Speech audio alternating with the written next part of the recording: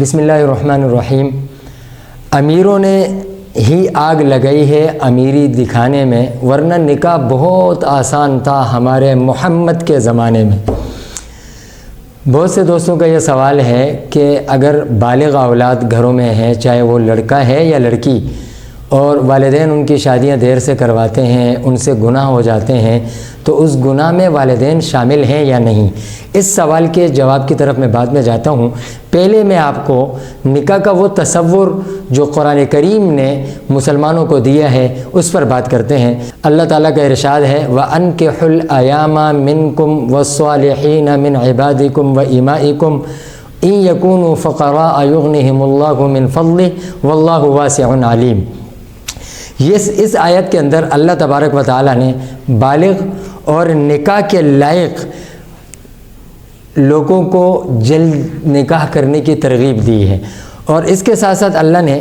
یہاں پر یہ جو فرمایا کہ یغنیہم اللہ من فضلہ،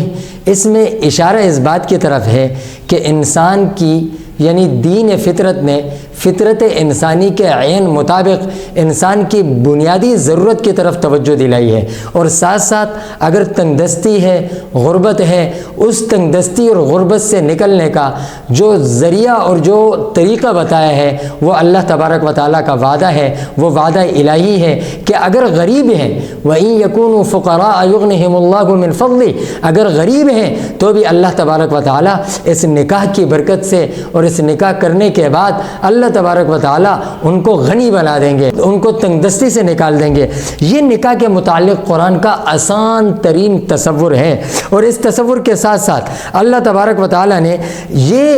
اس نکاح کو اس قدر آسان بنا دیا کہ شریعت نے ہمیں نکاح کے لیے صرف اور صرف یہ حکم دیا کہ دو گواہوں کی موجودگی میں ایجاب اور قبول، بس یہ نکاح ہے۔ اس کے بعد جو ولیمہ ہے وہ ایک سنت عمل ہے، اگر کوئی کر سکتا ہے تو کر لے، نہیں کر سکتا تو جو ماحضرہ ہے اس کو جمع کر کر ولیمہ کر لیا جائے۔ لیکن افسوس ہم نے سماج اور سماج کے تقاضوں کو، اپنے ارد گرد ماحول کو اور اس کے تقاضوں کو اتنا اپنے اوپر سوار کر لیا ہے کہ نکاح جیسے عظیم فریضے کو ایک مسلمان برات کی وجہ سے، ایک مسلمان اس کو جو ولیمے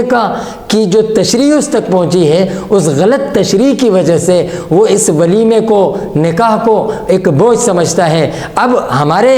جتنے بھی تشریح بیان کرنے والے لوگ ہیں انہوں نے ولیمے کو اس قدر بڑھا چڑھا کر، اس قدر تنوعات اور اس قدر تکلفات سے بھرپور انداز میں پیش کیا کہ غریب ولیمے کی اس تشریح کو سننے کے بعد وہ نکاح کو اپنے اوپر بوجھ سمجھتا ہے، حالانکہ ایسا بالکل بھی نہیں ہے۔ ہمارے لیے جناب رسول اللہ صلی اللہ علیہ وسلم کی زندگی، حضور کی مبارک سیرت، صحابہ اکرام کا طرز عمل مشعل راہ ہے۔ آپ علیہ الصلوۃ والسلام نے حضرت صفیہ کا ولیمہ دیا۔ حضرت انس رضی اللہ تعالیٰ عنہ فرماتے ہیں کہ حضور نے اعلان فرما دیا کہ آدن من حولک، مجھے کہا کہ ارد گرد کے لوگوں کو جمع کیا جائے، دسترخوان بچھایا گیا اور اعلان ہوا کہ جس کے پاس جو کچھ ہے وہ لائے۔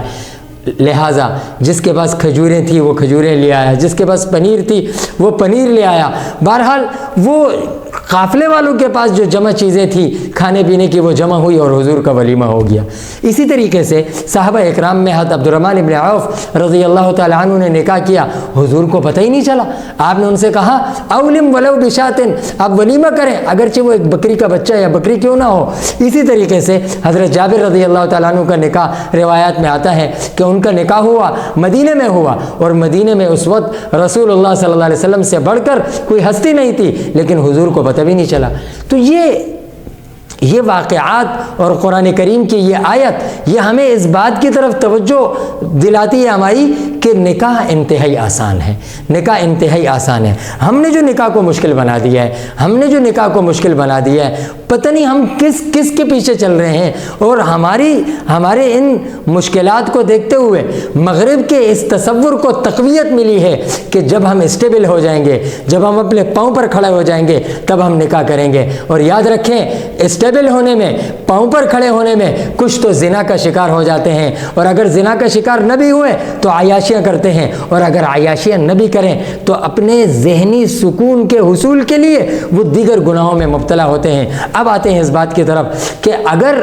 اولاد بالغ ہے اور وہ نکاح کرنا چاہتی ہے، والدین اس کے نکاح میں اس سماج کے تقاضوں کو رکاوٹ بنا کر آتے ہیں، تو یہ والدین گناہ گار ہیں۔ حضرت ابو سعید خدری اور حضرت عبداللہ ابن عباس رضی اللہ عنہما، یہ دو صحابی پیارے پیغمبر کے اس ارشاد کو نقل فرماتے ہیں، قالا، دونوں نقل فرماتے ہیں، قال رسول اللہ صلی اللہ علیہ وسلم من ولد لہ ولد،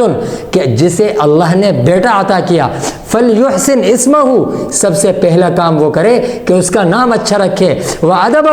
اور اس کی تربیت بہترین انداز میں کرے، فاذا بلغ فلیزوجہ، اور جب وہ بالغ ہو جائے تو اس کی شادی کروا دے، فان بلغ ولم یزوجہ، اور اگر وہ بیٹا بالغ ہو گیا اور والد نے شادی نہیں کرائی، فاصاب اثما،